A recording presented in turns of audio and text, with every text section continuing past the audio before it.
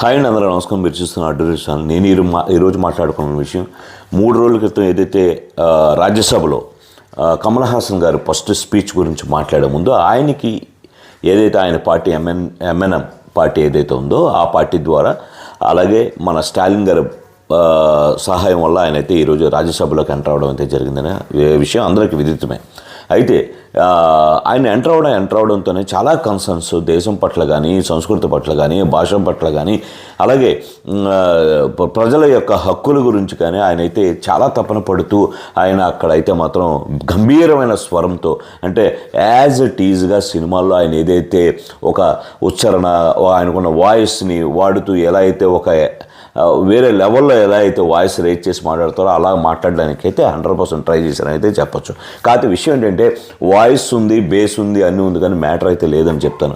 ఎందుకంటే ఆయన మాట్లాడింది ఎస్ఐఆర్ గురించి, ఇంప్లిమెంటేషన్, దానివల్ల జరుగుతున్న మానవ హక్కులు, అలాగే చనిపోయిన వాళ్ళకు కూడా డెత్ సర్టిఫికేట్ చనిపోయారని ఎలాగా దానివల్ల ఇబ్బందులు అవుతాయి, ఓట్లు ఎలా తొలగించబడతాయి అనే దాని మీద కన్సర్న్ చూపిస్తూనే భాష పట్ల ఇతర భాషలను గౌరవించాలి, ఇతర సంస్కృతులను గౌరవించాలి, అలాగే మానవ హక్కుల ఉల్లంఘన జరగకూడదు, ఏ ప్రభుత్వం కూడా శాశ్వతంగా ఉండకూడదు, ఇలాంటి ముఖ్యాంశాలను ఆయన పాపం చాలా కష్టపడి చాలా గంభీరమైన స్వరంతో అటెన్షన్ చేస్తూ మాట్లాడడం జరిగింది. దీన్ని తెలుగులో మన శ్రీశ్రీ గారి కవిత్వానికి సంబంధించిన ఒక లైన్ కూడా వాడుకోవడం జరిగింది. ఏంటంటే వస్తున్నాయి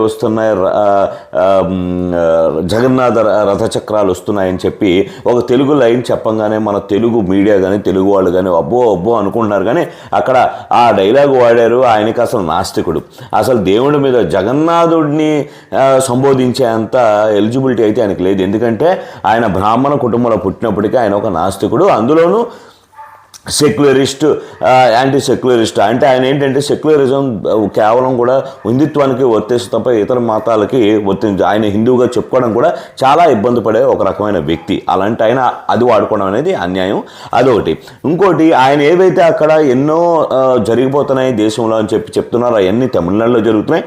ఆయన ఫస్ట్ చూడాల్సింది తమిళనాడులో ఏవైతే భాష పట్ల వివక్ష కానీ, ఇతర భాషల పట్ల, ఇతర సంస్కృతుల పట్ల వివక్ష కానీ, ఇతర ప్రాంతీయతత్వం కానీ ఇవన్నీ కూడా మెండుగా 100% ఉన్నది తమిళనాడు ప్రభుత్వం కానీ, తమిళనాడు ప్రజల్లో కానీ వాళ్ళ మైండ్ సెట్లో ఉండే విషయం.